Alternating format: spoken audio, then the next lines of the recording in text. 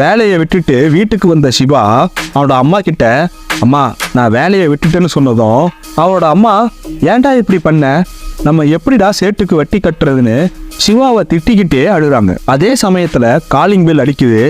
யாருன்னு பார்த்தா நம்ம தமிழ் தான். உள்ள வந்த தமிழ் சிவாவோட அம்மாவை பார்த்து, அழாதீங்கம்மா, நானும் சிவாவும் சேர்ந்து பிஸ்னஸ் பண்ணி நிறைய பணம் சம்பாதிக்க போறோம்னு சொன்னதும் உடனே சிவா, அம்மா அவ பொய் சொல்றாமா, அவளை நம்பாதன்னு கத்திக்கிட்டே, நீ ஏன்டி இங்க வந்தன்னு கேட்கறான். தமிழோ, சிவா நமக்குள்ள அப்போ போட்டி இருந்துச்சு, அதனாலதான் அப்போ சண்டை போட்டுக்கிட்டோம்.